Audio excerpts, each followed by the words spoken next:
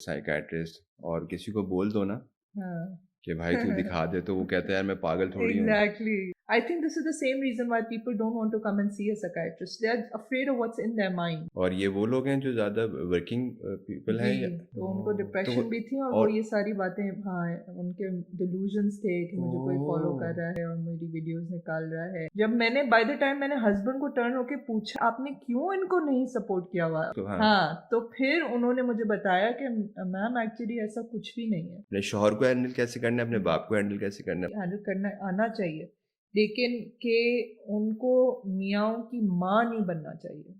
जो कि अक्सर हमारी रिलेशनशिप्स में ये होता है कि वो नाम की बीवी होती है लेकिन रिलेशनशिप होती में वो मम्मी है। मम्मी है। हाँ। एग्जैक्टली। अस्सलाम वालेकुम। वेलकम टू माय पॉडकास्ट सोचो कभी विद शुजा। आज की जो मेरी गेस्ट हैं उनका नाम है डॉक्टर हन्ना मेमन। ये एक साइकियाट्रिस्ट हैं, माहिर नफ्सियात। आज हमारी काफ़ी डिटेल डिस्कशन हुई रिगार्डिंग जो इस वक्त सोसाइटी के अंदर डिसऑर्डर्स हैं, in terms of youth, in terms of husband wives, क्या वेस्ट के अंदर और हमारे यहाँ क्या चीज़ें ऐसी हैं जहाँ पे हम इसको डिफ्रेंशिएट कर सकते हैं। काफ़ी डिटेल डिस्कशन हुई है, आखिर तक सुनिएगा और प्लीज़ हमें अपने कमेंट्स ज़रूर दीजिएगा, कमेंट्स ज़रूर कीजिएगा क्योंकि हम इस प्रोग्राम को आप लोगों के लिए लेकर आए हैं। और मकसद सिर्फ ये है कि हम इसको कंटिन्यू भी करना चाहते हैं कि आपके सवालात हों ताकि हम उनको जवाबात आपको इस पॉडकास्ट के थ्रू दे सकें। आइए ये एपिसोड देखिए, आपको बहुत मज़ा आने वाला है। अस्सलाम वालेकुम। वालेकुम सलाम। कैसी हैं आप? ठीक ठाक, थैंक यू। बहुत शुक्रिया आपने हमारे लिए टाइम निकाला। बहुत शुक्रिया। डॉक्टर साहिबा थोड़ा-सा अपना बैकग्राउंड हमें ज़रा बताएँ कि आपने एजुकेशन, फैमिली, ब्रॉट अप। जी। अच्छा, प्रोफेशनली अगर मैं बताऊं तो I am basically resident of Hyderabad. मैंने अपनी मैट्रिक और फर्स्ट ईयर हैदराबाद से की थी ये और कोइंसिडेंस है। जी। और हुँ। थर्ड पोजीशन आई थी मेरी सिंध बोर्ड में हैदराबाद में अरे मैट्रिक में। उस माशाल्लाह! टाइम पे मैं बहुत मुझे पढ़ाई प्री मेट था, but I think when you are like family oriented, आपका घर है और हैदराबाद में इतनी सारी डिस्ट्रैक्शंस भी नहीं है, तो पढ़ाई फेल्ट वेरी इजी। और उसके बाद मैट्रिक के बाद मैं यूके विज़िट करने गई, थोड़ी दुनिया देखी और उसके बाद पढ़ाई में उतना दिल नहीं लगा। सो वो आपने दुनिया देख ली ना। तो फर्स्ट ईयर इंटर मैंने उसमें भी अच्छी मेरी परसेंटेज थी, ए थी बट A1 नहीं था। हुँ। और उसके बाद मैंने हमारे जो एग्ज़ाम्स होते हैं गवर्नमेंट के वो दिए और फिर मेरी डाउ में एडमिशन हुई। फिर मैंने एमबीबीएस की डाउ से। 2009 में मैंने डाउ से ग्रेजुएट किया था। सिविल हॉस्पिटल से मैंने हाउस जॉब की थी। फिर मेरा यूके का की जर्नी स्टार्ट हुई। I went to UK in 2010 and फिर मैंने वहाँ पे आप 2 इयर्स हाउस जॉब होती है, तो मैंने अपनी सेकेंड ईयर हाउस जॉब वहाँ से की और फिर मैंने अपनी साइकाइट्री ट्रेनिंग वहाँ से शुरू की, विच आई फिनिश्ड इन 2015 में मेरे एमआरसी साइक एग्ज़ाम्स पास हो गए थे। फिर मैंने वहाँ यूके में ही प्रैक्टिस किया and the plan was to stay in UK. लेकिन फिर कोविड हिट एंड दुनिया बदल गई और मैं वहाँ अकेली थी और मुझे एहसास हुआ कि अगर मुझे यहाँ कुछ हो जाएगा तो मेरी फैमिली नोबडी तो कैन यहाँ हाँ। है नहीं। और मुझे ये एहसास हुआ कि खुदा न खास्ता मेरे पेरेंट्स को कुछ होगा तो मैं तो आप माने। हाँ, तो इस सारी चीज़ें सोच के ना मतलब मुझे एहसास हुआ कि हम लोग अपने प्रोग्रेस के लिए और अपने इकोनॉमिक उसके लिए इमिग्रेट करते हैं, लेकिन जो आपकी कोर चीज़ें होती हैं जो आपको आपके एवरीडे को अफेक्ट कर रही होती हैं, जैसे कि ये कि बंदा जब कोविड में बंद होता है घर में, तो उसको एहसास होता है कि यार जब वो लोगों के साथ रह रहा है, उसका बेटी, उसकी माँ, उसकी वाइफ वगैरह जब उनके साथ हैं, तो वो अकेला नहीं महसूस करता। सिंपल सी बात। बिल्कुल ठीक। टीवी देख रहा है या बातें कर रहा है, खाने साथ खा रहा है, तो यू आर ओके। वो जो सारी depression hit the world after Covid, specially for people in the West जो कि अकेले रह रहे थे, that was something that I experienced. मतलब I wasn't depressed but I will say that I felt very lonely, very very lonely. And because you're a doctor you were expected to leave your home and come, तो उसकी एक और भी anxieties थी कि अच्छा खुदा ना खास्ता कोविड ना हो जाए वगैरह वगैरह। बट थैंकफुली कि मैंने सिविल हॉस्पिटल में हाउस जॉब की हुई थी तो रेजिलियंस उस टाइप का मेंटल रेजिलियंस था। Okay. But it kind of shaped my thinking and I did think कि भाई do I want to live in UK, do I want to come back to Pakistan. And मेरे mind में already ये बातें थी उस 6 महीने पहले से कि मैं पाकिस्तान विजिट करूं, तो बस फिर उसके बाद मेरा सॉर्ट ऑफ माइंड मेकअप हो गया। मेरी लीव ऑलरेडी अप्रूव हो चुकी थी for coming to Pakistan. So first I was on leave for 1 year and then when I was here for a year मुझे ऐसे फील हुआ कि मुझे यहीं रहना है, तो फिर मैंने रिज़ाइन कर लिया। तो अभी मैं यहीं प्रैक्टिस कर रही हूँ। मेरा जो सारा वो थ्रस्ट था कि मैंने अपनी साइकियाट्री सारी यूके की हुई थी, पाकिस्तान में मैंने साइकियाट्री प्रैक्टिस नहीं की थी एक्सेप्ट हाउस जॉब में।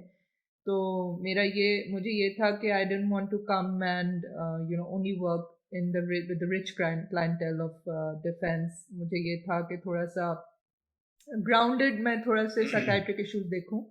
तो मैंने थोड़े से जिना में वर्क किया था, ऑनरी वर्क किया था जिना में, जिना हॉस्पिटल में कराची में, और फिर मैंने गुलशन में प्रैक्टिस शुरू की, पटेल हॉस्पिटल में, जहाँ पे मैं अभी भी प्रैक्टिस करती हूँ, और मेरी गुलशन में भी क्लिनिक्स हैं और अब क्लिफ्टन और डिफेंस में भी क्लिनिक्स हैं। Very good. ठीक है। और बिकम अ साइकियाट्रिस्ट जी। क्या कैसे डिसाइड किया कि यार मैं अब ये माहिर नफ्सियात, वो कोई तो रीज़न था? वेल आपका एक मेरा एक्सपीरियंस ऑलरेडी था साइकाइट्री का इस हवाले से कि मेरी खाला साइकाइट्रिस्ट है। वो ओके, हाँ, फैमिली सो फैमिली में। में ही साइकाइट्री था। तो जब ग्रो अप कर रहे थे तो आपके नज़र के सामने कोई है जो कि वो वाला फील्ड चूज जिसने चूज किया हुआ है, उनके लाइफस्टाइल आप देख रहे हैं, उनकी बातें आप सुन रहे हैं, और उनका अभी अभी now I think about it, तो उनका साइकाइट्रिक अप्रोच, मेरा साइकाइट्रिक अप्रोच अब मुझे महसूस होता है बहुत डिफरेंट है। हाँ, वो वो बहुत अच्छे से साइकाइट्री उन्होंने हैंडल की थी, मतलब वो बहुत हंसमुख नेचर की हैं, रिलैक्स्ड रहती हैं, और ऐसा कभी भी मुझे फील नहीं हुआ कि मतलब साइकाइट्री का काम करते करते उनको कभी उस बात ने इम्पैक्ट किया। वो जैसी हैं वो वैसी ही रहीं। So that was a very good person to look up to when you thinking कि साइकाइट्री की लाइफ कैसी होगी। जो चैलेंजेस हैं साइकाइट्री के, वो मैंने कभी उनको फेस करते हुए नहीं देखे। ओके। तो वन वुड से कि may be that also puts keeps you in the dark, कि जब मैं साइकाइट्री में आई थी और फिर बाद में लेटर ऑन जब मैंने अबाउट 8-9 ईयर्स साइकाइट्री कर ली थी, तो फिर मैंने उसका एक वो डिफ़िकल्ट साइड भी देखा साइकाइट्री का। लेकिन ये है कि मतलब मुझे उस चीज़ ने एक्सपोज़ किया, और फिर मैंने एक्चुअली सोचा हुआ था, जब आप मेडिकल कॉलेज में जा रहे होते हैं, आप इतने सारे वो देख रहे होते हैं फील्ड्स, तो आप सोच रहे होते हैं कि मैं सर्जन बनूँ या मैं ये बनूँ, क्या बनूँ? तो वो आस्ते-आस्ते मुझे खुद ही फिगर आउट हो गया था कि भई सर्जरी तो मेरे बस की बात नहीं है, और मेडिसिन में मैं इंटरेस्टेड थी, तो क्या मैं जनरल फिजिशियन बनूँ या साइकियाट्रिस्ट बनूँ? तो ये इतना इतना मैंने कट डाउन कर लिया था कि या मैं जनरल फिजिशियन बनूँगी या मैं साइकियाट्रिस्ट बनूँगी। और फिर जब मैं यूके में थी, तो जो मैंने मेडिसिन में वर्क किया था, तो उसमें मुझे फ़ील हुआ था कि it was too competitive and it demanded very very long hours. And उसके फ़ौरन बाद जब मैंने साइकियाट्री किया, तो उसमें वर्क लाइफ बैलेंस बेहतर था। So actually I chose psychiatry because of the work life balance. And हुँ। मुझे फ़ील हुआ कि बैठ के बातें करना, मतलब आप जब मेडिसिन से करके और सर्जरी करके, हाउस जॉब करके, आप इतने थके हुए होते हो और आपने इतना ज़्यादा काम कर रहे होते हो कि आपको बस आप सिर्फ़ ये सोच रहे थे कि यार बैठ के बातें ही तो करनी है। वो तो सिर्फ़ ओवर टाइम हाँ, आपको वो एहसास होता है कि यार वो भी बहुत मुश्किल बहुत काम है। मुश्किल था। कि उस टाइम पे मैं बस ये इस बात से खुश थी कि चलो बैठ के बातें करनी है, आपने पेशेंट को समझना है, उनकी ट्रीटमेंट शुरू करनी है, ये मुझसे हो जाएगा, तो उस वजह से मैंने चूज़ किया था। हमारे यहाँ ना वो एक टैबू है साइकियाट्रिस्ट, और किसी को बोल दो ना हाँ। कि भाई तू दिखा दे, तो वो कहता है यार मैं पागल थोड़ी हूँ। एग्ज़ैक्टली। इसको हाँ, कैसे डिस्क्राइब करेंगे? हाँ, इस टैबू को हमने कैसे तोड़ना है कि यार ये तो हाँ, भाई जैसे आप हाँ, जनरल फिजिशियन के पास जाते हैं, इसी तरह से हाँ। एक साइकियाट्रिस्ट के के पास भी पास जाते जाते हैं, बिल्कुल। हैं। तो हाँ, इसको नहीं एक्चुअली वो यही आई थिंक फ़ियर होता है, किस जैसे कि मतलब अ, मतलब कि जैसे अभी रिसेंटली हम लोग ट्रैवल कर रहे थे, तो मेरी अम्मी की एक फ्रेंड को बहुत स्टमक में पेन शुरू हुआ था, और वो इतना ज़्यादा पेन था कि उनको, हम लोग थर में थे, तो उनको वहाँ से हम लोग ने सपोर्ट किया कि एम्बुलेंस उनको कराची लेकर आए, और मैं बाद में ये सोच रही थी, जिस टाइप का उनको पेन उठा था, उनको गॉल स्टोन्स पे डायग्नोज़ हुए थे, कि क्या उनको ये पेन कभी नहीं हुआ था? और मेरे माइंड में ऐसे ख़्याल आया कि शायद उनको पेन आया था, लेकिन वो डॉक्टर को जाके दिखाने से डर रही थी। I think this is the same reason why people don't want to come and see a psychiatrist. They are afraid of what's in their mind. They are afraid of what a doctor might say, कि उनको क्या है, उनको कुछ है। मेरी एक बहुत अच्छी फ्रेंड है, उन्होंने एक मुझे बता रही थी कि वो एक सेमिनार में बैठी हुई थी, तो वहाँ पे वर्क स्ट्रेस के रिलेटेड और साइकोलॉजी के रिलेटेड एक सेमिनार था, तो एक जो साइकोलॉजिस्ट वहाँ थे, उन्होंने सेमिनार दिया, तो ये उनसे मतलब गुजर रही थी, तो इन्होंने उनको बोला, my friend, her name is doctor Sumera Jabeen, she said कि मैंने उनको बोला कि मुझे एक्चुअली आपसे बात करने से डर लगता है। तो उस पे उन्होंने जवाब दिया, आपको ये डर मुझसे नहीं लग रहा है, ये आपको डर खुद से लग रहा है। वाह! तो this is actually the reality behind psychiatry and psychology, कि हम लोग खुद से डर रहे होते हैं, क्योंकि साइकाइट्रिस्ट और साइकोलॉजी की क्लिनिक में आपको एक आईना देखने को मिलता है. That's I think the fair. और क्या आपको ये लगता है कि आपको जिस तरह से आपका इलाज वहाँ से शुरू होता है जब पेशेंट अपना आके अपनी आप बीती बताता है आपको जी कि भाई मेरे साथ ये प्रॉब्लम हो रहा है, मैं जी ये फील कर रहा हूँ, जी तो कहीं ऐसा है जैसे हम कहते हैं ना कि वकील से झूठ नहीं बोलना और डॉक्टर से झूठ नहीं बोलना, जी वरना कोई फ़ायदा नहीं होगा। जी. तो आपके भी केस में होता है इस तरह से कि लोग पता होता है कि ये पेशेंट है लेकिन सही बात नहीं बता रहे होते कि यार हम इसलिए आपके पास आए, um, या बता देते हैं यार कि हमें ये प्रॉब्लम है जब पेशेंट्स खुद आते हैं तो वो तो बता देते हैं, कि लेकिन यार हम इस ये हाँ, कि फील कर। हम मैं इस वजह से आया हूँ या आई हूँ.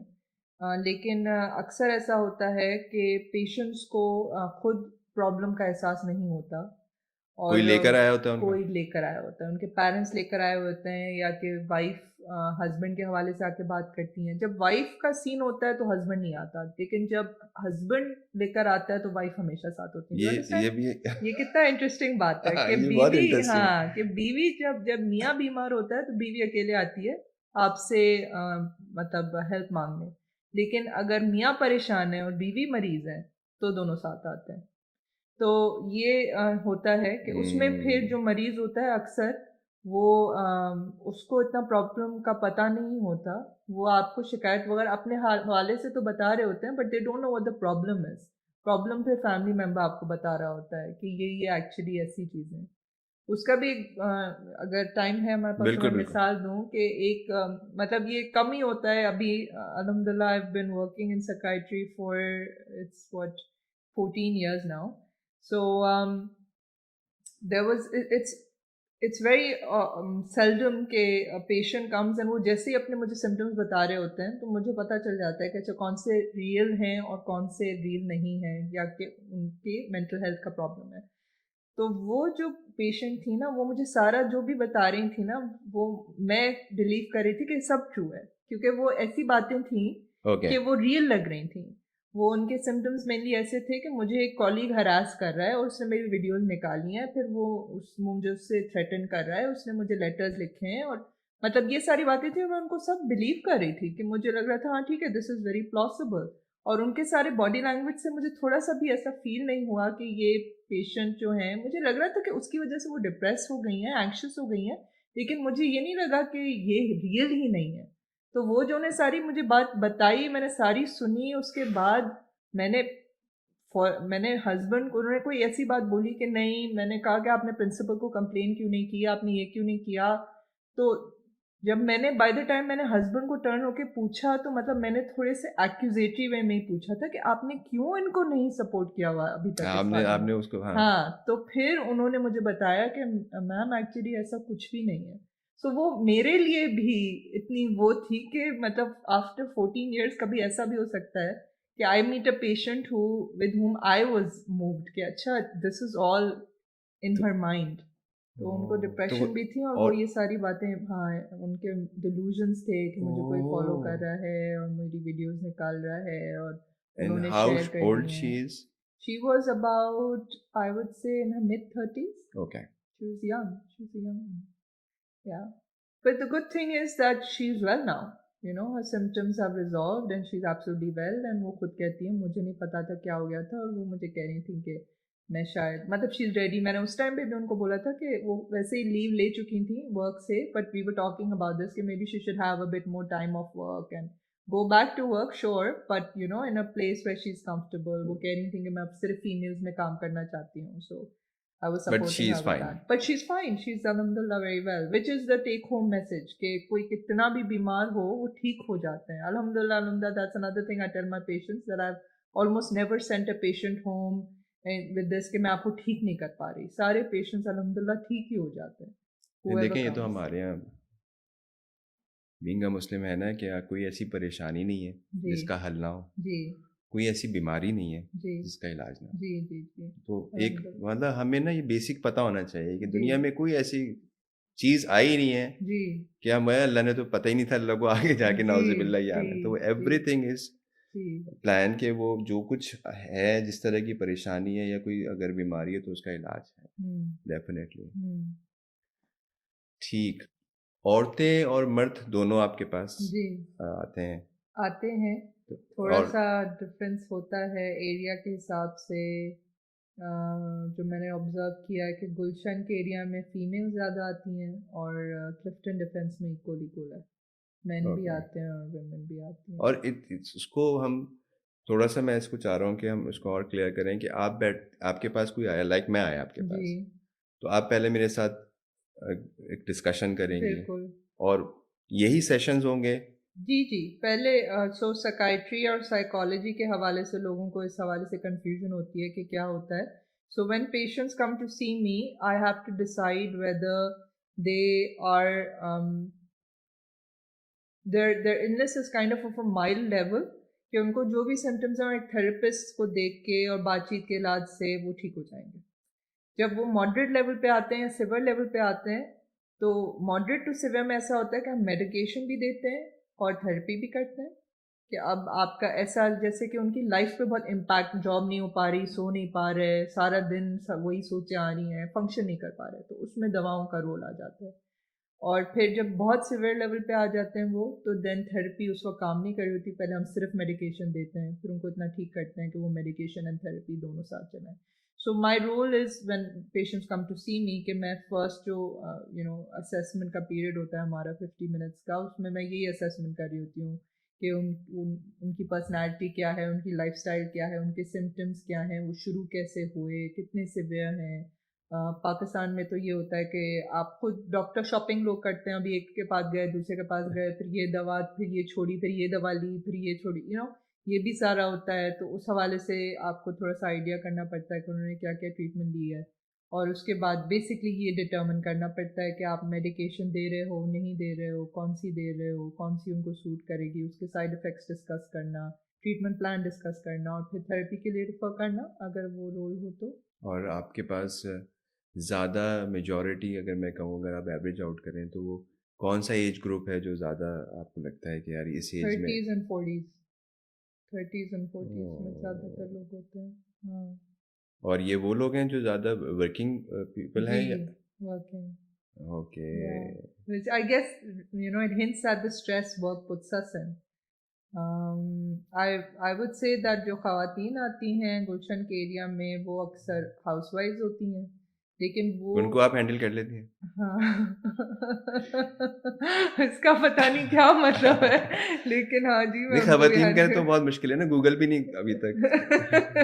ख़वातीन पे वो नहीं डालना चाहिए उसका ब्लेम, वो नहीं, नहीं, मतलब मैं it's a part of joke. जी, जी, जी। मैं कहता हूँ ना वो अक्सर इस तरह के जोक्स होते हैं, वो गूगल से पूछा भाई हाउ टू हैंडल, तो उसने कहा जी मुझे मैं भी लगता है आपने ये बहुत गूगल करके सवाल देखा है कि मेरी पता वाइफ़ नहीं। भी कहती है, आप कहते हैं यार आप औरतों के बड़े पीछे पड़े रहते हैं। नहीं, नहीं, ऐसी बात नहीं है।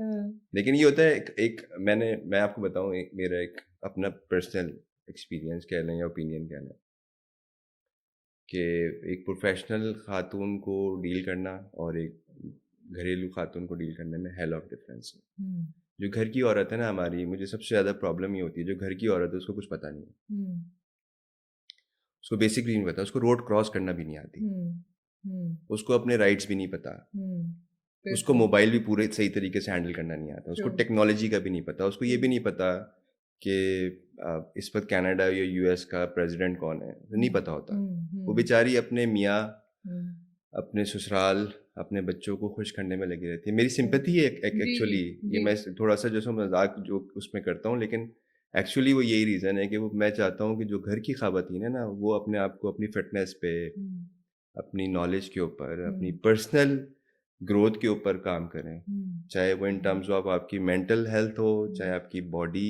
हुँ, हो, फिज़िकली हो, हुँ, स्ट्रॉन्ग हो, हुँ, एक अच्छी माँ, हुँ, एक सेहतमंद माँ, एक पूरा हुँ, सेहतमंद माशरा एक बिल्कुल, हैंडल करती है। बिल्कुल, लेकिन एक डरी हुई माँ, सहमी हुई माँ, वो क्या हुँ, बच्चे नो प्रोड्यूस करेगी और वो एब्सोल्युटली, क्या बच्चों की तरबियत करेगी? Actually that's my point. या डॉक्टर साहब, जनरली आपके पास किस तरह के मसाइल आ रहे हैं आजकल? क्योंकि मैं आजकल का इसलिए वर्ड यूज़ कर रहा हूँ कि आजकल के और आज से 10 साल, 15 साल पहले के मसाइल या कोविड से पहले के मसाइल बिल्कुल डिफरेंट थे। हुँ, तो आजकल के किस तरह के मसाइल आपके पास ज़्यादा आते हैं? जैसे आपने बताया 30 टू 40s के एज ग्रुप के लोग आ रहे हैं। इसी तरह जनरली आप इसको डिस्क्राइब कर सकते हैं कि किस तरह के पेशेंट ज़्यादा आ रहे हैं? पेशेंट ज़्यादातर डिप्रेस्ड होते हैं। मोस्ट कॉमनली जो मैं डायग्नोसिस करती हूँ तो वो डिप्रेशन होती है, एंड उसकी वजूहत डिफरेंट डिफरेंट होती हैं। विमेन में mostly marital trouble, in laws के इश्यूज होते हैं। मेन में वर्क रिलेटेड स्ट्रेस होता है, और यंग पीपल में बुलिंग या क्लास में पेयर ग्रुप में सेटल ना हो पाना, that is the most common thing. Even some girls, young girls may, I would say, sexual abuse is very common as a presenting thing in young girls. So there's a variety, but I would say the अगर मैं bottom line कहूँ कि presentations different होती हैं, लेकिन diagnosis ज़्यादातर depression का होता है। और ये डिप्रेशन को हम, ये तो बहुत बड़ी, एक बहुत जी बड़े वो है, तो इसको जी। इसको थोड़ा-सा और डिस्क्राइब कर सकते हैं कि किस तरह का डिप्रेशन, लाइक कोई, जैसे एक आदमी है जॉब करता है, उसको वहाँ उसके ऊपर प्रेशर है। हाँ, मतलब कि जो मतलब अगर मैं डिप्रेशन को डिफ़ाइन करने के लिए अगर मैं नॉर्मल की बात करूँ, तो कोई आदमी जो काम कर रहा होता है, तो उसमें अगर कि एक रेगुलर वर्क एनवायरनमेंट हम कहें, उसमें ये होगा कि उसमें प्रेशर भी पड़ेगा, लेकिन एक ऐसी सिचुएशन भी होगी कि उसमें उसको जो उसका बॉस होगा वो उसको इंकरेज भी करेगा, उसको रूम देगा कि तुम इस तरह नहीं इस तरह करो, उसको एक कॉलीग दे देगा कि तुम इससे सीखो। फिर जो लंच ब्रेक्स होंगी उसमें हंसी मजाक भी होगा, रिलैक्सेशन भी होगी, उसके साथ काम भी होगा, ग्रोथ भी होगी। तो वो मतलब क्रिटिसिज्म्स भी सुनेगा अपनी मीटिंग्स में, जब प्रेजेंट करेगा तो क्रिटिसिज्म भी सुनेगा, लेकिन वो ग्रोथ की भी रूम होगा उस इन्वायरमेंट में। कभी कभी जो वर्क होता है, जो वर्क एनवायरनमेंट्स जिसमें मर्द हज़रात खुद को पाते हैं, वो ऐसा होता है कि क्रिटिसिज्म ज़्यादा हो रहा है और मजाक उड़ रहा है, और कि चीखम पुकार हो रही है और बेइज्जती हो रही है। उसके बाद आपके पीठ पीछे आपकी बुराइयां कर रहे हैं आपके कॉलीग्स। तो उसमें जो एक माइंड फ्रेम बन जाता है कि मतलब वो काम नहीं हो रहा, फोकस नहीं हो रहा, मतलब हर वक्त इस तरह फील कर रहे हैं कि जैसे थ्रेटन फील कर रहे हैं कि मतलब कोई मुझे कुछ कर कह तो नहीं देगा। हर वक्त आपको ऐसा लग रहा डर होता है कि लगा मैं हुआ है। कोई भी, हाँ, डर लग रहता है कि कोई भी मिस्टेक करूंगा, छोटी सी मिस्टेक बड़ी सी बड़ी हो जाएगी। तो ये वो क्या, ज़्यादातर मुझे लगता है कि ये वो लोग हैं जिनकी हम अभी आप बात कर रही हैं कि हसास लोग होते हैं, और ये क्या जी बचपन, अच्छा देखें इसमें ना, ऐसा नहीं होता, मैं अभी मैं खुद भी सोच रहा था कि आप वैसे ठीक थे, लेकिन जब आप किसी जॉब कहीं गए और वहाँ पे जब आपके ऊपर प्रेशर आया तो आपको डिप्रेशन हो गया। हम्म मेरा ऐसा मानना है, आप इसको करेक्ट हम्म कर दीजिएगा, कि मुझे ऐसा लगता है कि ये जो आप सेंसिटिव होते हैं ना, ये बचपन से होते हैं, हम्म आपके अंदर होती है ये, हम्म कि आप हसास होते हैं। हम्म और फिर वो एक सर्टेन टाइम पे जाके ना, जब चीज़ें बहुत सारी जमा हो चुकी, हम्म डिपॉज़िट हो चुकी होती हैं, वो जो हम्म आप अभी हम बात कर रहे थे कि वो जी बिल्डिंग पूरी बन चुकी होती है, जी तब आप आते हैं, आप कहते हैं भाई मेरे साथ कोई मसला है। जी। इस तरह से है डॉक्टर साहब? It varies from person to person, हर एक का वो नहीं है। मतलब कि मैं ये कहूँगी कि कुछ लोग होते हैं जो जब वो ग्रो अप कर रहे होते हैं तो उनको इधर उधर से, स्कूल से, बच्चों से, घर वालों से, मतलब एक किस्म का थोड़ा सा जहनी अटैक पड़ रहा होता है, और वो बचपन से ही उसको डील करना उनकी काइंड अपब्रिंगिंग का हिस्सा हो जाता है कि अच्छा ठीक है, पुप्पू ने ये कह दिया तो ये जवाब लगा दो, उसने ये कह दिया तो वो कर दो। और वो जब वर्क एनवायरनमेंट में जाते हैं तो उनको जब लोग कुछ अटैक कर रहे होते हैं या क्रिटिक कर रहे होते हैं तो उनको इतना अजीब नहीं लगता। अच्छा, इसको इस तरह करके लोगों को खुश करना या बॉस को सेटिस्फाई करना उनकी एक पर्सनालिटी का पार्ट है। कुछ लोग ऐसे होते हैं, उनका जो घर का एनवायरनमेंट है, this actually goes to show कि हर एक नेगेटिव चीज़ का भी एक पॉजिटिव एंगल होता है। कि जो बच्चे जिनको थोड़ा-सा वो एनवायरनमेंट मुश्किल वाला मिला है, वो रेज़िलिएंट हो जाते हैं, मेरा ये कहने का मतलब है। जिन लोगों को एक सेफ़ एनवायरनमेंट मिलता है बचपन से, फिर वो इस हवाले से सेंसिटिव होते हैं कि उनको वर्क पे अगर क्रिटिक हो रही हो या क्रिटिसिज़्म मिल रहे हों, नॉट टू से कि वो डिप्रेस्ड हो जाएँगे, but yes they are sensitive to it and they need to work on their resilience. Does that answer your question? Did I? या Yeah. या So basically, what I'm trying to say is that each person is different, and the way their upbringing, जो उनका बचपना, उनका जो मतलब उनका उनकी जो तरबियत थी, that shapes who they become as an adult, और वो किस किस्म के environments को किस तरह डील कर पाएंगे। And we're all adaptable, मतलब कि ये नहीं है कि आप एक ही उस पे पटरी पे रहोगे, आप चेंज भी हो सकते हो, लेकिन वो एनवायरनमेंट आपको गियर करती है कि आप इस तरफ जाओ, उस तरफ जाओ, किस तरफ आपकी पर्सनैलिटी गियर राइट। होगी। अच्छा, एक ना मैं और ये भी मेरा पर्सनल एक्सपीरियंस है, कि मेरे बहुत सारे ऐसे एक्सपीरियंस हैं, वो मैं आपसे अभी पूछ भी रहा हूँ। आई होप कि वो जनरली लोग रिलेट भी करें उसको। मैंने बहुत सारे लोगों को ये एक सर्टेन एज पे जाके ये बोलते हुए और ये डिस्कस करते हुए, यार हमने तो ये करना था, हम तो ये चाहते थे, वो तो फलां की वजह से ये नहीं हुआ, हुँ। मेरे पास तो ये था, मैं तो ये था और अब ये यूं हो गया। ये भी क्या एक सर्टेन टाइम के बाद जाके दिमाग में कोई इस तरह की चीज़ें जनरेट होती हैं कि आपको सिर्फ ये लगता है कि यार मेरा जो कुछ भी नुकसान हुआ है वो सामने वाले की वजह से हुआ है, वजह वरना से मैं हुआ। तो पता नहीं झंडे गाड़ दे चुका होता और मैं हाँ, तो चांद हाँ, पे जा चुका होता। हाँ। ये भी आपको लगता है हाँ, मतलब कि कि ये सारे एक कोपिंग मैकेनिज़्म्स ओके। होते हैं कि जब बंदा किसी किस्म के फेलियर के साथ खुद को पाता है, तो वो किस तरह उसको डील करता है। तो कुछ लोग और मतलब ये सारे अपने माइंड को एक स्टेबल रखने के तरीके हैं कि कुछ लोग जो होते हैं वो कहते हैं कि मेरा कोई भी प्रॉब्लम है, वो अम, उसने ये नहीं किया, उसने वो नहीं किया, हाँ, उसकी वजह से हाँ। ये ये कोपिंग होता है कि अच्छा ठीक है, it's not my fault, it's other people's fault that I am feeling this way. दूसरा मेजॉरिटी मैं देख रहा हूँ डॉक्टर साहबा हाँ, कि ये आप कहीं हम जाके बैठते हैं ना कहीं पे, वहाँ जी, एक आदमी ज़रूर आपको ऐसा मिल जाएगा जी, जो बता रहा होगा कि मैं तो बेहतरीन क्रिकेटर था, जी, मैं तो पाकिस्तान टीम में होता आज अगर जी। मेरे चाचा यूँ नहीं कर देते जी, और फलाना। जी। आई मीन इसमें वी हैव टू से कि इन Pakistan the worrying factor is कि चाचा मामा के सिफ़ारिश लगाने से काफ़ी काम हो भी जाते हैं ना, तो हम लोग ये थोड़ा-सा कहना कि वो गलत है, मुश्किल है कि वो पूरी तरह गलत बोले। लेकिन साथ में मैं ये भी कहूँगी कि पाकिस्तान में एक और जो कल्चर में एक बहुत नॉर्मल चीज़ है झूठ बोलना, कि यार मेरे पास तो ये है, मेरे पास तो ये है, मैं तो ये, मैं तो वो। तो लोगों को वो भी एक फर वो बोल देंगे कि मैं पता नहीं कैसी चीज़ हूँ, एक्चुअली वो उनकी वंडर रियलिटी हाँ, कुछ और वो होगी। वो खुद भी अपनी रियलिटी को नहीं पहचानते, ये तो दूसरी बात है कि दूसरा सामने वाला पहचान ले। तो लोगों को पाकिस्तान में हम लोग के कल्चर में दिखावा इज़ अ वेरी अरे नॉर्मल क्या थिंग। बात है! तो हाँ, यहाँ पे ये कि आपने खुद को सेल नहीं किया या अपना बड़ापन का इज़हार नहीं किया, तो ये एक मतलब समझा जाता है कि आप स्टूपिड हो।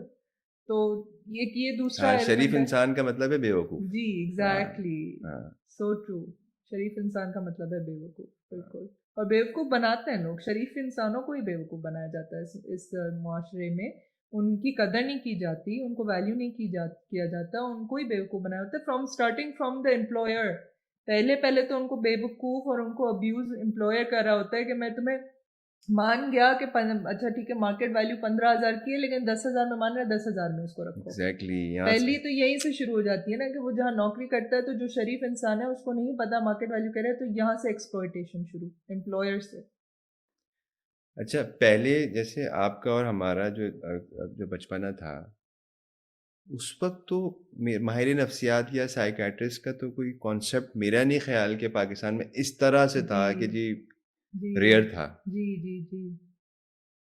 और हमें शायद ये पता भी नहीं था कि डिप्रेशन, एंग्ज़ायटी यस। ऐसी हाँ, एग्ज़ैक्टली कि डिप्रेशन हम एंग्ज़ायटी उससे हैंडल कर बिल्कुल डिप्रेशन एंग्ज़ायटी मेरे ख़्याल से इतनी कॉमन भी मतलब ये इसके हवाले से भी बहुत पर्सपेक्टिव्स हैं। वेस्ट में पीपल विल से कि इतनी स्टडीज़ नहीं हुई थी और इतना जो है लोगों को पता नहीं था। अब लोगों को बस अवेयरनेस ज़्यादा है, तो इस वजह से वो लोग डॉक्टर्स के पास ज़्यादा आते हैं, तो इस वजह से लोग हम मतलब वो स्टैटिस्टिक्स में आ जाता है कि मेरा एक्चुअली ये मानना है कि एक्चुअली उस टाइम पे mental illness was not as prominent as it is now.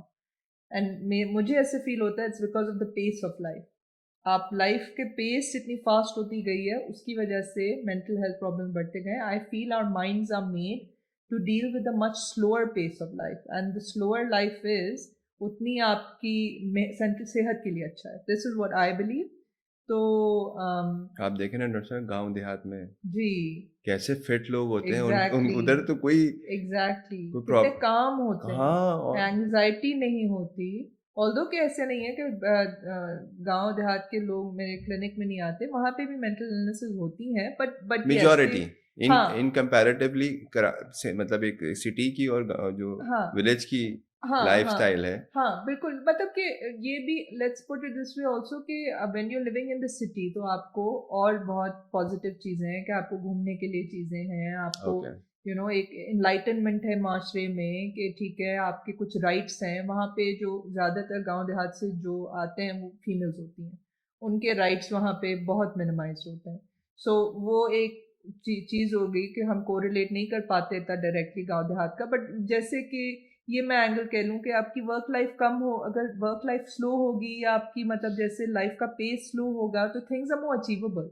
हम लोग हर चीज़ जल्दी कर रहे होते हैं सर, हर एक को एक रेस में लगे रहते हैं। शारा फैसल का हाल देख लें तो उससे ही अंदाजा लगता है कौन उसमें जाके स्ट्रेस यार नहीं होगा। वाक़ई और आप एक्सपीरियंस करती हैं वाला? जी, बिल्कुल। क्या जी, हाल होता है। जी। तो उसमें तो सबको मतलब एक स्ट्रेस और एग्रेसिव फ्रेम वहीं ऑफ से ही माइंड तो से आदमी, ही हाँ, घुसना पड़ता है शारा फैसल में, वरना तो भई आपका कुछ नहीं होने वाला। बिल्कुल सही है, बिल्कुल सही है। आजकल यूथ में काफ़ी मसाइल नज़र आ रहे हैं। जी, उसको मैं इस तरह से देखता हूँ कि जिस तरह का स्टफ़ दिखाया जा रहा है और बार-बार दिखाया जा रहा है, जिस तरह से सोशल मीडिया पे चीज़ें हो रही हैं, तो आपको क्या लगता है कि बीइंग यूथ जो हमारी है और सबसे ज़्यादा पॉपुलेशन यूथ की है हमारे यहाँ, जो जेन ज़ीज़ हैं वो सबसे ज़्यादा हैं। जी, अब वो फ़िल्में भी इसी तरह से आ रही हैं। जी, मैंने आपसे बात भी की थी जी, कि अगर जैसे कबीर सिंह जी, हो गया, एनिमल हो गई। जी। अब ये क्या, हम इसको लेके ये बच्चे क्या बनेंगे? क्या इनके हुँ, दिमाग में होगा? किस तरह हुँ, से चीज़ों को लेके चलेंगे? हुँ, आपको क्या लगता है बीइंग अ माहिर नफ्सियात एक साइकियाट्रिस्ट, हुँ, आपको लगता है कि ये जो चीज़ें ये बच्चे देख रहे हैं क्या चीज़ होंगे? क्या इनके दिमागों में चलेगा? हुँ, इतना खतरनाक मटेरियल दिया जा रहा है टीवी के हुँ, ऊपर, हुँ, इंटरनेट के ऊपर, मूवीज़ हुँ, में, ड्रामों में, हुँ। उसको कैसे देखते हैं? हाँ, आई थिंक कि मतलब the quality of television has deteriorated for sure। मतलब जो themes हैं बहुत सारे ड्रामों में उसका मजाक भी उड़ता है और फिर मतलब वो चल रहे हैं, मतलब दैट शोज के उससे पैसे भी बन रहे हैं। पॉइंट इज कि अब ये लोग पसंद भी वही कर रहे हैं हाँ, ना। देखें, आप मुझे बताएँ रेटिंग किसकी आ रही है? एग्जैक्टली, एनिमल मूवी हिट हो गई। एग्जैक्ट आप जी। सोचें, जावेद अख्तर साहब ने कहा कि यार हम्म। अगर ये है तो हमने क्या किया है फिर? वो अफ़सोस कर रहे थे बिल्कुल, कि जी, असल अफ़सोस वो कह रहे थे कि अवाम के ऊपर मुझे अफ़सोस हो रहा है। जी, तो जी, अच्छा देखें ना, ये तो एक फंडा है एक्चुअली। जी, मैंने एक चीज़ बनाई, वो हिट हो गई। हुँ, तो मैंने जो भी बनाया, हुँ, हिट हो गया, हाँ, तो अब वही चलेगा। हाँ, हाँ, लेकिन क्या वो क्वालिटी वर्क था? हाँ, क्या वो अप टू द हाँ, स्टैंडर्ड्स था कि लोग बिल्कुल, उसको देख सकें, फैमिली देख सके? जी। तो आई थिंक कि जो वेस्ट में अगर कबीर सिंह जैसी मूवी आती, तो वो हिट नहीं होनी थी, ठीक है? उसपे बहुत शोर मचना था। ये एक बहुत टेलिंग फैक्टर है कि ये पाकिस्तान और सबकॉन्टिनेंट इंडिया जैसे ही शहरों में, मुल्कों में ये मूवी हिट हो सकती है, क्योंकि इस किस्म का और प्यार इन मुल्कों में ही एग्ज़िस्ट करता है। जो मॉडर्न रोमांसेस दिखाते हैं बॉलीवुड में, शायद वो हमारी सोसाइटी में वैसा रोमांस नहीं है। People don't relate to it the way they relate to Kabir Singh के प्यार में ही मैं तुम्हें थप्पड़ मार सकता हूँ। और वो थप्पड़ प्यार का थप्पड़ है, तो लड़की को भी लगेगा कि मेरे बारे में पॉसेसिव है तभी तो मुझे मारा। तो ये जो माइंडसेट है, this is a very subcontinent mindset कि प्यार में आप कुछ कर लो तो वो प्यार, उस पे प्यार आप बोल दोगे प्यार है तो बस इट्स ओके। तो I mean, it certainly shapes people. It shapes people and their idea of love। मतलब अगर हम सेक्सुअल साइकी के बारे में बात करें, तो हम लोग जो देखते हैं, उससे ही हम लोग डेवलप करते हैं कि हम लोग को क्या चीज़ रोमांटिक ओके, लगती है, क्या चीज़ पसंद आती है। अगर हम लोग ये पॉसेसिव लव देखेंगे, हमारे घरों में हम लोग देखेंगे कि प्यार में मारपीट भी हो रही है या प्यार में चीखना पुकारना होता है, तो we think that that is supposed to be attractive in a household, we grow up thinking that's attractive. So that's why they say that a lot of what happens in your parents, if for example you've seen your father beat your mother, boys grow up doing the same because that's what they've seen। So but I would say कि um, अगर कि आप studies को follow करें तो वो कहती हैं कि जो मूवीज का इम्पैक्ट होता है, जैसे कि वीडियो गेम्स का जो कहते थे कि वीडियो गेम्स जिसमें बहुत मार धाड़ है और मर्डर वगैरह है और किल करना है उसका क्या साइकी पे इम्पैक्ट होता है, ये स्टडीज भी हुई थी।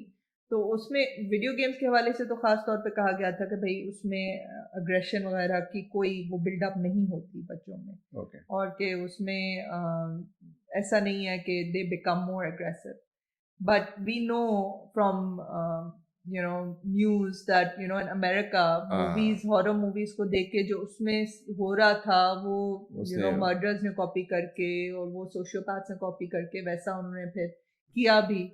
तो और वही रिकॉर्ड करके दिखा रखना और फिर वो रिलीज करना, तो मतलब ऐसा नहीं है कि we are not also humans are not inspired by what they see in TV. तो आई वुड से कि मतलब इट्स मुझे ऐसे फील होता है कि जो हम लोग मूवीज वगैरह में देखते हैं, फिल्म्स में देखते हैं, उसमें कोई कोई ऐसी स्निपेट्स हैं जो समहाउ हमारी पर्सनालिटी में कुछ कुछ हम लोग उससे कनेक्ट करते हैं, या वो हमें स्कैंडलाइज करती है या शॉक करती है, it stage with us.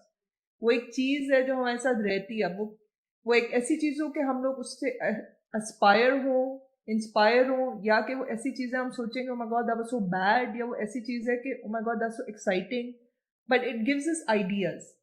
That's why sometimes we leave cinema, like people say that movies don't have any impact on your mental health. I mean, when we leave the cinema, we're either feeling good or we're feeling bad. I mean, hmm it's had an impact. Hmm Mood पे तो impact हुआ है। तो वो long lasting impact है कि नहीं, I think it depends on the storyline, it depends on what you're seeing. But I do think that we take away its snippets from that, and I do think that it does impact a person. Not, I wouldn't say generally कि सब एक को होता है, लेकिन मुझे लगता है थोड़ा थोड़ा तो होता होगा। इसके बारे में ना स्टडीज नहीं हुई हैं, टू बी ओके। ऑनेस्ट। अच्छा, आपके पास अभी डिवोर्सेस का जिस तरह आप जी। माशाल्लाह, जी। माशाल्लाह मैं इसलिए कह रहा हूँ हाँ। कि जो सेंचुरियां हो रही जी। हैं कोविड के बाद से, जी। मतलब धमाधम या इसको या इसको कैसे देखती हैं? क्या क्या हो गया है, मतलब यार, मतलब आई औरत के अंदर कोई मसला हो गया है, मर्द को कुछ क्या हो गया ये? आई आई थिंक कि जो अगेन आई विल से कि उसमें socio economic kind of spheres में बहुत डिफरेंस है। जो गुलशन के एरिया में मैं पेशेंट्स देखती हूँ उनमें तो अक्सर यही होता है कि द वुमन, उस पर इतना तशद्दुद हो रहा होता है कि अल्टीमेटली जब वो कहती है कि I have had enough, so it's very strange for the family, very strange for the in-laws that the woman is saying, I've had enough. It's very rare that I've met a man who's come and told me, "Hey, bhai, I've had enough with this wife because she's so bad." So in that area, तो usually the norm is, मतलब ये पाकिस्तान का unfortunately culture हो गया है ना कि सासें जो हैं वो अपने बहुओं के साथ जो भी करें, मियाँ ये कहेंगे कि आपने बर्दाश्त करना है। क्यों और करना है? हाँ हाँ, ये अनफॉर्चुनेटली कल्चर, ये द कल्चर इज कि बीवी आके सिर्फ मियाँ से शादी नहीं, वो अपने सारे ससुराल से शादी क्यों? की है। ये कहाँ और से? ये तो ये वही जी मैं कहता जी, हूँ, ये कहाँ, हिंदुस्तान वाली कहानी। Exactly exactly. और ये बात जो है, इसमें लोगों को इस्लाम नजर नहीं आता। वो जो सासें होती हैं, जो ससुर होते हैं, वो नमाजी होंगे, वो हज पे जाएंगे, वो चैरिटी देंगे, लेकिन इधर उनको इस्लाम नहीं नजर आता जो अपने बहुओं के बहुत साथ बड़ा कर रहे अलमिया होते है, हैं।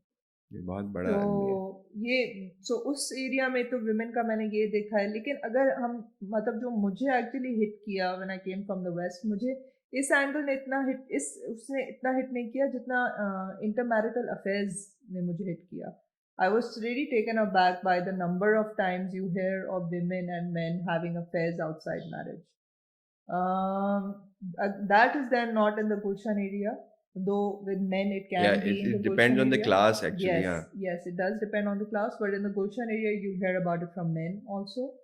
But yeah, this is something where I have been, and I think that's something to do again with the culture के आपने पहली शादी माँ की पसंद से की थी, या कि आप, ये था कि भाई आपकी पहली लव मैरिज थी, आप बहुत एज में यंग थे, बच्चे होने के बाद वो मज़ा नहीं रहा, टीवी देख रहे हैं अच्छा, और मैं सभी। आपको बताऊं, मैं जी सॉरी यार, मैं जी जी, आपको, बोले। ये ना बड़ा इंटरेस्टिंग आप पहलू आ गया। मैं हमेशा एक बात कहता भी हूँ, अपने से जो छोटे जो लोग हैं उनको भी कहता हूँ, अपने साथ वालों को भी कहता हूँ, कि जब बाहर वाला आता है ना, वो पूरी तैयारी से आता हम्म है। यू गॉट माई पॉइंट कि मैं हम्म क्या कह रहा हूँ, कि एक मैरिड लाइफ के अंदर अगर कोई हम्म, बाहर से आता है ना, तो वो जी पूरी तैयारी से आता है। जी। ठीक है। अच्छा, हमारा सबसे बड़ा, जो मुझे इस वक्त आपने जो भी बात करी मैं उससे रिलेट करूंगा, जो सबसे बड़ा वीक पॉइंट लगता है ना, वो हमारी औरत का लगता है। हम्म अगेन मैं आपको कहूंगा, उस बेचारी को नहीं पता hmm how to handle hmm, a man. इसको आप कमरे से बाहर भी देख लें, इसी लाइन को, और कमरे के अंदर भी अप्लाई कर दें, रूम के अंदर भी। That's the main issue. ये मेरा अपना जाती नज़रिया है कि औरत को ना अपने मर्द को हैंडल करने नहीं आता, क्योंकि उसको कुछ पता ही नहीं है। ना उसकी माँ ने उसको वो अवेयरनेस दी, ना उसने उसके बाप ने उससे, अच्छा बाप तो बात ही नहीं कर सकते ना इस तरह की मौजूद पे, तो बिल्कुल ये भी एक टैबू है। बिल्कुल भाई बाप को अगर पता है तो बाप बैठ के समझाए अपनी बेटी को कि बेटा ये दिस एंड दैट। अव्वल तो माँ करे, बहुत अच्छी बात है। माँ ने उसको कुछ भी नहीं बताया। उस बच्ची के लिए जो शादी है वो एक इवेंट है, जी जिसमें उसको ये पता है कि मेरा ड्रेस जो है वो जी फलां से सिला है, जैसे हाँ मैं इस गाने पे एंट्री करूंगी। जी और जी सीरियसली डॉक्टर साहब, जी मैं इस गाने पे एंट्री करूंगी, हाँ, ठीक है, मेरी ऐसी ज्वेलरी होगी। मेरी ये ज्वेलरी होगी, मैं यहाँ से तैयार होंगी, बिल्कुल ये मेरा मेकअप आर्टिस्ट बिल्कुल जो भी होगा वो ये होगा, हाँ और मैं यहाँ से आऊंगी चलते हुए और हाँ ये वाला गाना लगेगा। बिल्कुल हाँ उसके लिए वो पूरी शादी ना जी बस एक जी इवेंट है। जी जी। और उसके उसके बाद जैसे आई थिंक कि लॉट्स ऑफ वुमेन को ऐसे कहा जाता है कि ये करना है ना शादी के बाद, मियाँ इजाजत दे तो जिंदगी शुरू होती है आपकी अच्छा, शादी उस के बाद। बेचारी को तो वैसे ही कुछ नहीं पता था, हाँ आपने उसको भेज दिया हाँ पराए घर। हाँ वो वहां जाके लोग बोलेंगे भाई तुझे हाँ कुछ पता भी है। हाँ ये भी एक अजीब फिलॉसफी है कि हाँ जो सब बिल्कुल मियाँ कराएगा। भाई आप हाँ कौन सी खेत की मूली हैं, आप उसको एग्जैक्टली अवेयरनेस तो दें। एग्जैक्टली आपको पता है मेरे अब्बा, हाँ मेरी बड़ी बहन की डेथ हो गई, हाँ और 52 की थी वो जब उनकी डेथ हुई। उनको ब्रेन हैमरेज हो गया था। लेकिन जब उनकी शादी हो रही थी ना, तो मेरे अब्बा जो थे वो बाकायदा, हमें ये याद है 88 80 की बात है, 80s 89 की बात है, लेट 80s की। तो वो लेके जाते थे उसको होटल्स में, हम्म हम डिनर करते थे, that's मुख्तलिफ जगहों पे लेके जाते थे। तो हमने पूछा अब्बा ये बाजी को, कहने लगे मैं इसको इसलिए करवाता हूँ कि ऐसा ना हो कल को ये कहे मुझे तो कुछ पता ही पता नहीं ही था। नहीं है हाँ लेकिन वो इतनी सीधी थी कि ये सब करने के बावजूद बावजूद भी उस बेचारी को कुछ नहीं पता था। हाँ जी आई थिंक ना वो क्योंकि मियाँ को हैंडल कर सकी हाँ सही तरह से, हाँ ना वो ससुराल निभा सकी पूरी, हाँ ना हाँ ससुराल वालों को खुश कर सकी, हाँ ना औलाद को हम्म उस तरीके से। उसकी बेचारी ने कोशिश बहुत की, लेकिन उसको हाँ पता ही नहीं था चीज़ों का। हाँ आई थिंक क्योंकि जो आप कहना चाह रहे हैं ना, एक किस्म की दुनियादारी जो है औरत वो सिखाना या ये सीखना, उसके लिए उठना बैठना, एक कॉम्प्लिकेटेड सिचुएशंस में जाना, उनको हैंडल करना, उनमें आई डोंट नो, मतलब जो हम लोग की, आई विश के हम लोग की टेलीविजन जो सीरीज होते हैं उसमें वो इस किस्म के विमेन ऑफ सब्सटेंस दिखाते हैं, वो the kind of thing that they show women to idealise इसके आप इतनी दूध की धुली बन जाओ कि जब आप ससुराल में जाओ तो कोई आप पे चीखे पुकारे या थप्पड़ मारे तो आप जो है उफ भी नहीं कहो। मतलब this is the mindset of what a woman should aspire to be. मतलब जो जब मैं कभी खुद भी, like I say, I compare lot to what I see in the west, तो जब मैं यहाँ लड़कियों को देखती थी, मेरी क्लिनिक में आती थी, I myself am a woman, and you know I used to meet women who used to tell me कि मेरा हस्बैंड मेरे साथ ऐसे कर रहा है, ऐसे कर रहा है, वो चीट भी कर रहा है, वो भी कर रहा है, फिर वो मुझे मुझसे बात भी नहीं करते, और वो बच्चों में भी इंटरेस्टेड नहीं है। डॉक्टर साहब, इसमें मैं एक चीज़ ऐड करूँगा, जो अभी आप इतनी ज़बरदस्त डिस्कशन हो रही थी हमारी, कि मर्द का तो हमने देखा, आपने जिस तरह बताया कि मर्द को नो नहीं सुनना। मेरा ना, मैं इससे इख्तलाफ नहीं कर रहा, बिल्कुल ठीक कहा आपने। मैं सिर्फ ये कह रहा हूँ कि औरत को इस माशरे में रहना आता हो, उसको पता हो इस माशरे के क्या मसाइल हैं, उसको लोगों को हैंडल करना जी आता हो। बिल्कुल देखें, ये औरत जो मियाँ से मिसाल के तौर पे चलें, लेट्स अज्यूम, एक एग्जांपल लेते हैं, एक आदमी है, वो अपनी बीवी के साथ बहुत अब्यूज लैंग्वेज यूज़ करता है, मारता पीटता है, जी ठीक है, यहाँ वो मजलूम बन गई जी टेक्निकली, जी क्योंकि उसने तो पलट के नहीं मारा उसको, जी उसके बाद इसने खुला ले ली। जी अब ये शादी नहीं कर रही, जी ये शादी करेगी ही नहीं। जी तो ये ज़्यादा बेहतर है हम्म कि वो सिंगल रहे, या वो, हम्म देखें, उसको ये पता होना चाहिए कि यार मुझे हम्म हैंडल कैसे करना है, हम्म अपने शौहर को हैंडल कैसे करना है, अपने हम्म बाप को हैंडल कैसे करना है, अपने हम्म भाइयों को हैंडल कैसे करना है, अपनी हम्म औलाद को हैंडल कैसे करना है। हम्म माँ के ऊपर ना औरत एक माँ, क्योंकि ये माँ औरत ही होती है, माँ को बड़ा एक सेंसिबल होना बहुत ज़रूरी है अपनी बच्चों की परवरिश के लिए, क्योंकि वहीं से देखें प्रोडक्शन हाउस वही है, मशीन वहीं से लगी हुई है, औरत से ही चल रही है, तो प्रोडक्शन जहाँ से हो रही होगी वहाँ प्रोडक्शन स्ट्रांग होनी चाहिए। वो जो बेटा मार रहा है ना, वो भी तो किसी माँ ने ही जना है ना। बिल्कुल बिल्कुल। लेकिन एक जो मैं दूसरा, अगर मैं साइकाइट्री और साइकोलॉजी के एंगल से मैं आपको एक ऑब्जर्वेशन बताऊं हमारे कल्चर की, वो ये है कि women are not raised to be women. You go from being a girl to being a mother.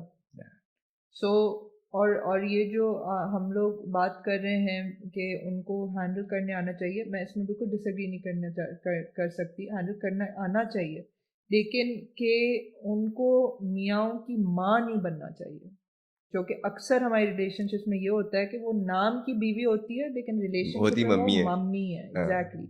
और वो अपनी मम्मी की भी मम्मी होती है, मम्मी का भी ख्याल करी होती है, अपनी सास की भी मम्मी होती है, अपने ससुर की भी मम्मी होती है, अपने बच्चों की भी मम्मी होती है। और फिर मियाँ कहता है कि मुझे उससे सेक्सुअल अट्रैक्शन ही नहीं है। भाई, she is not behaving like a woman.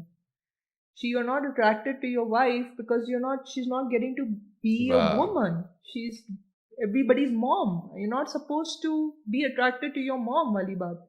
तो वो जो है ना हैंडल करना, men should also know their responsibilities of how to let a woman be a woman. Yes, she has to look after the household, but she should be allowed to be a woman and not have to become everybody's mother because everybody needs taken care of. वो आ गई हैं एक prime हाँ minister इस government हाँ की, हाँ। जिसने सारा गवर्नमेंट संभालना है, तो और मियाँ को भी संभालना और शादी भी संभालनी है। तो एक जो रिलेशनशिप है between a husband and a wife, वो मुझे लगता है इस माशरे में बहुत कॉम्प्रोमाइज्ड है।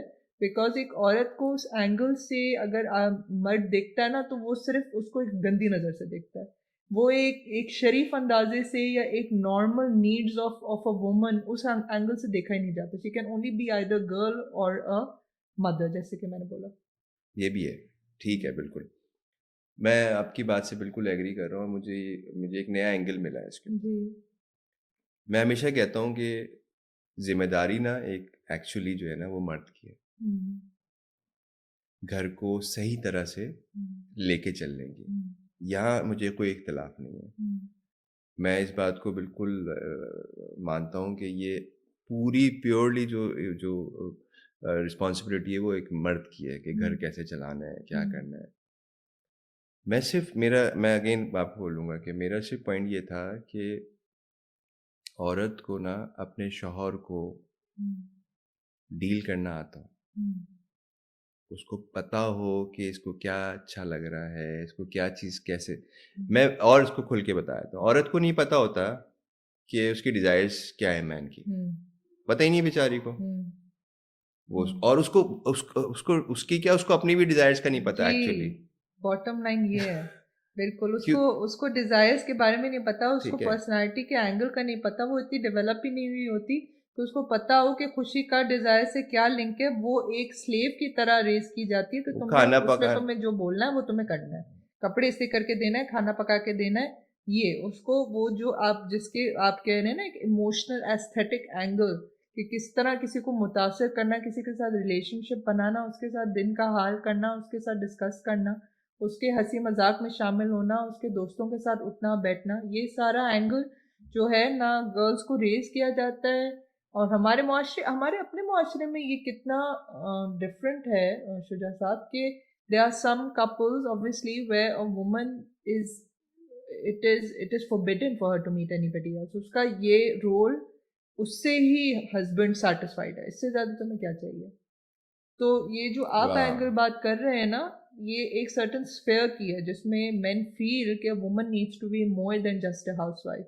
There are spheres where men feel why does she need to be more. So there is a lot of psychology behind each man and woman and what takes them to have these beliefs.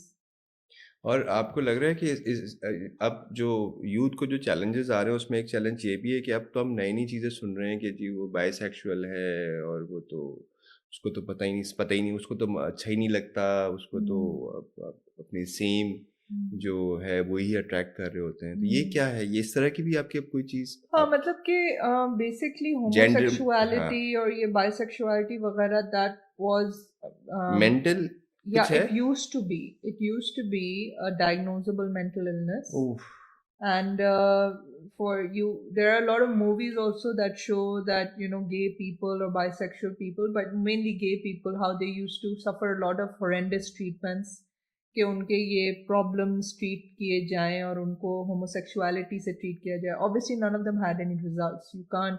उनकी बस sexuality को suppress किया जाता था. And now in modern psychiatry उनको इन diagnosis को abolish कर दिया. There is no diagnosis of homosexuality and it's not considered a diagnosis anymore. But इसमें फिर वही कल्चर का और रिलीजन का एंगल आ जाता है that in a country like Pakistan is forbidden. Not to say यहाँ हो नहीं रहा, होता तो यहाँ सब कुछ है, लेकिन ऐसे खुलेआम कोई कर नहीं सकता या खुलेआम इट्स नॉट एक्सेप्टेड.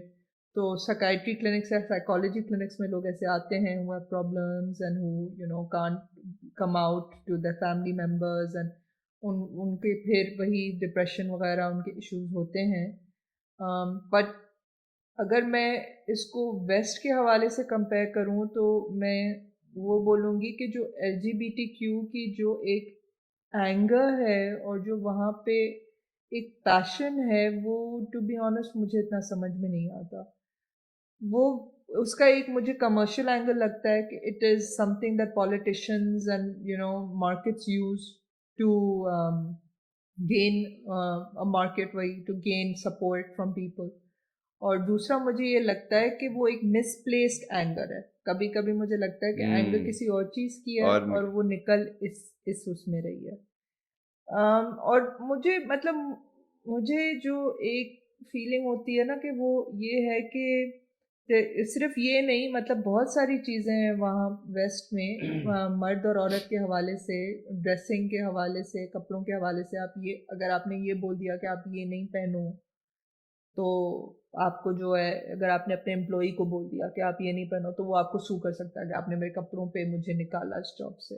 वहाँ पे कुछ ऐसा भी है ना कि कहीं कहीं राइट्स देने पे फिर इतने राइट्स हैं कि हाँ कुछ कि वो, समझ ही नहीं आ रहा कि भाई इसका या तो आप में सेंस हो खुद, और अगर सेंस नहीं और एम्प्लॉयर कह रहा है कि आपने इस तरह कपड़े नहीं पहने, तो फिर वो सू क्यों कर रहे हैं. लेकिन मतलब वही वाली बात कि उससे फिर अवॉइड करने के लिए एम्प्लॉयर्स फिर काम वगैरह में ढूंढ के कोई घपला उस बेसिस पे आपको फायर करेंगे. और आपको उस, मैं कहती हूँ उसमें उस एम्प्लॉई के लिए कितना नुकसान है कि उसको कभी समझ में नहीं आएगा कि जब मुझे हर जगह से छुट्टी मिल रही है तो उसकी वजह एक्चुअली मेरे कपड़े हैं या मैं जिस तरह खुद को कैरी करता हूँ या करती हूँ ये है. वो सोचेगा मेरे काम काम में कोई प्रॉब्लम है.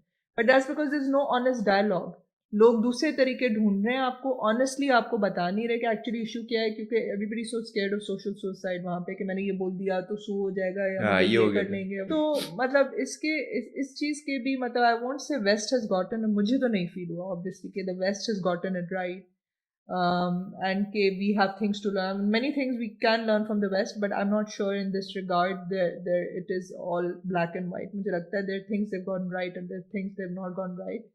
Um, एंड मुझे यहाँ पे ऐसे फील होता है कि इवन दो कि यहाँ पे बहुत सारे वेज में ऐसी चीज़ों को अभी भी बहुत इनटॉलरेंट नज़र से देखा जाता है. But simultaneously I also feel कि आई डोंट नो, मेरे एक्सपीरियंस में I feel that there are spheres that are angry about things like this, but there are hmm, spheres that are also very welcoming about things like this. जो news में कभी कभी you see के transgender के लिए surgeries वगैरह and support for transgender जो था, ख़ास तौर पे इमरान खान के दौर में था.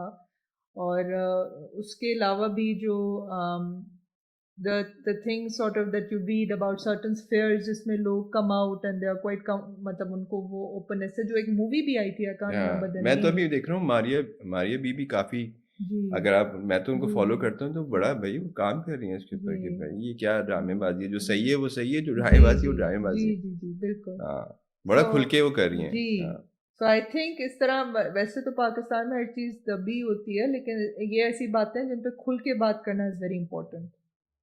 Yes, yes. अच्छा, आपके, अब मैं बिल्कुल, मुझे एक तो ये कि जो ये सुसाइड हम्म. प्लान करता है एक आदमी, तो जी मुझे, मैं तो खैर उसको अपने तौर से जब देखता हूँ ना मुझे बहुत अजीब सा लगता है कि यार ये कैसे हो सकता है? मैं अभी तक एक्सेप्टेंस नहीं आ रही मुझे कि एक मुसलमान आदमी सुसाइड कैसे कर सकता है अल्लाह के होते हुए? हुँ, मतलब उसको ये कौन-सा लेवल होता होगा या वो हुँ, कितना मेंटली हुँ, सिक हो चुका होगा कि उसको हुँ, आखिर में ये होता है कि वो हुँ, खुदकुशी कर कर लेता ले। है। जी, तो आप कैसे देखती हैं उसको मेडिकल के पॉइंट ऑफ व्यू से कि यार ये हाँ। होता है लेवल के बिल्कुल जी, आदमी? जी, जी, बिल्कुल होता है। बिल्कुल होता है और मतलब वो इसी किस्म के वो मतलब ज़हनी उन पे इतना उनका माइंड ऐसे लेवल पे पहुँचा हुआ होता है कि उनको एक पल का जैसे ना ज़हनी सुकून ना हो और वो इस इतने मिज़रेबल हों या इतने उस मिज़री तो मैं नहीं कहूँगी बट एक मेंटल एगनी में हों कि उनको फ़ील होता हो कि भई इस प्रिज़न से छुटकारा सिर्फ़ डेथ है। इस यहाँ से निकल जाएँ। यहाँ से निकल जाएँ, इस ज़हन से निकल जाएँ सॉर्ट ऑफ। तो फिर येस दे यू नो हम लोग के टेक्स्ट बुक्स वगैरह में Islam as a religion, Christianity is a religion जिसको एक प्रोटेक्टिव फैक्टर कहा जाता है कि जो लोग मुसलमान होते हैं, क्रिश्चियन वगैरह होते हैं, रिलिजन को फ़ॉलो करते हैं, religion is a protective factor for mental health और कि ऐसे लोग जो हैं वो सुसाइड के बारे में सोचते हैं लेकिन वो कमिट करने से घबराते हैं। लेकिन कि लाइक यू राइटली से कि करने वाले तो इधर भी होते हैं जिनकी इतने लेवल की और इतनी एक्सट्रीम उनकी डिप्रेशन वगैरह या मेंटल हेल्थ इतने एक्सट्रीम पे पहुंच जाती है कि फिर वो डेस्परेट हो जाते हैं और फिर वो कोई भी तरीका ढूंढने को तैयार होते हैं लेकिन वो डेस्परेशन की एक जैसे मैं आपको एक एग्जांपल दूँ, तो मेरी मेरी खाला के टाइम का एग्जांपल है when she was practising as a psychiatrist that west में ऐसा होता है कि जब लोग डिप्रेशन सिवियर डिप्रेशन में हो जाएँ, वो सुसाइडल हो जाएँ तो उनको ना और वो उस पे एक्ट करने की सोचें रखें या कहें कि मैं ऐसा करूँगा या करूँगी तो उनको मेंटल हेल्थ हॉस्पिटल्स में एडमिट किया जाता है फॉर ट्रीटमेंट। और फिर वहाँ पे मतलब जो रूम्स वगैरह इस तरह के होते हैं कि उसमें कहीं पे भी कोई ऐसी चीज़ ना हो जिससे वो खुद को किसी वे में ख़तरा पहुँचा सकें। हुँ। तो ये जो पेशेंट थी इनको अम, इनको जो है वो ऐसे रूम में रखा गया और उनको हर वक़्त मतलब मॉनिटर किया जाता था कि वो खुद को ख़तरा ना पहुँचाएँ। तो वो बाथरूम में गईं और उन्होंने जो टिश्यू पेपर था उससे खुद को सफोकेट कर लिया। So what I'm trying to say is that when people are desperate, they find any means to end their life. So वो the लगी हुई थी कि बस जी मैं लगी हुई थी जी जी जी तो हमारे यहाँ मैं इसमें अल्हम्दुलिल्लाह कहूँगा कि हमारे यहाँ अभी इतना रेशो जी नहीं है कंपैरेटिवली जी वेस्ट जी के। जी जी बिल्कुल और हमारे यहाँ I think religion plays a very positive role in that regard कि इतना सिवियर नहीं है और लोगों को खुद फील होता है और I think family unit despite हम लोग जो सारी बातें कर रहे थे कि फैमिली यूनिट्स में प्रॉब्लम क्या है कुछ उसमें एक पॉजिटिव भी है कि प्यार का एहसास लोगों को होता है कि मुझे प्यार करने वाले हैं और मेरा ख्याल करने वाले हैं या कि उनको फील होता है कि मेरे माँ के लिए जीना चाहती हूँ या अपने बच्चों के लिए जीना चाहती हूँ तो उस एंगल से लोगों को एक ज़िम्मेदारी का एहसास होता है कि वो जब मिज़रेबल भी होते हैं, they want to get better, they don't want to end their life because of religion, because of family. तो I think that does help Pakistan की सोसाइटी बिल्कुल। इन दैट वे और ऑल्सो। आपको लगता है कि आपके पास पेशेंट्स क्या बहुत ज़्यादा हैं आते हैं या बस एक नॉर्मल है इतना हमारे यहाँ भी इस वक़्त अभी भी इतना रुझान नहीं है कि लोग साइकियाट्रिस्ट के पास जाएँ या इतना ज़हनी या अब नहीं, लगता नहीं है कि शुरू है। हो आई गया है? थिंक कि इट डिपेंड्स अगर आप प्राइवेट सेटअप में बात करें, तो it really depends on how much a doctor will see. But Jinnah hospital में जब मैं काम कर रही थी, तो वहाँ की ओपीडी में मतलब इतने मरीज़ होते थे कि जो मतलब जो साइकियाट्री का सेटअप होता है ना, उसमें आपको जो मैं आपको बता रही थी कि 1 घंटा देते हैं हम लोग पेशेंट को हुँ, समझने के लिए शुरू में। तो उसमें 5 मिनट देने को नहीं थे, इतने सारे पेशेंट्स होते थे। जो हमारे ओपीडी के टाइमिंग्स होते थे, उसमें हम लोग 5-5, 10-10 मिनट मतलब मुझसे तो हो ही नहीं पाया, I don't know how the other people do it that. मुझसे तो मिनिमम 15-20 मिनट्स जब तक मैं नहीं देखती थी, तो मुझे नहीं समझ में आता था कि मैं किस तरह और काम करूँ। लेकिन इतने ज़्यादा पेशेंट्स होते थे कि वहाँ पे एक डॉक्टर को 40, 35, 50 पेशेंट्स देखने होते थे। विदिन अ फ्यू मतलब आवर्स और डेली ओपीडी के ये आवर्स और डेली ये करना होता था। सो है अगर कि आप मतलब फ्री स्पेशली ट्रीटमेंट दो तो then people do need it that much कि वो आते हैं। ओके। अच्छा आप मुझे ये बताएँ कि आपकी कहाँ-कहाँ प्रैक्टिसेज़ करती हैं आप? ताकि लोगों को भी पता चले कि जी। आप So as I said in Patel Hospital in Gulshan मेरी practice है और मेरी दूसरी practice Taj Consultant Clinics in Gulshan. Then I work at Synapse, the Neuroscience Institute in Clifton, Karachi, and then the fourth is Compassion Couch in Defense, Bukhari, Khaiban Bukhari.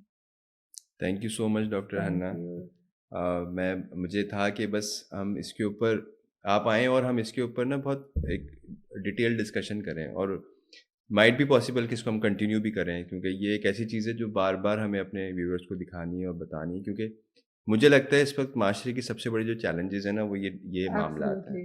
Absolutely. Absolutely. I इ agree with you. इसके ऊपर हमें बहुत काम करने की जी, ज़रूरत है। बिल्कुल. तो thank you so much. Thank you so much. Thank you for having me.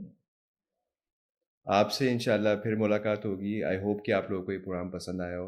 Next episode में नेक्स्ट गेस्ट के साथ इंशाल्लाह ताला मुलाकात होगी। जब तक के लिए इजाज़त दीजिए। अल्लाह हाफ़िज़।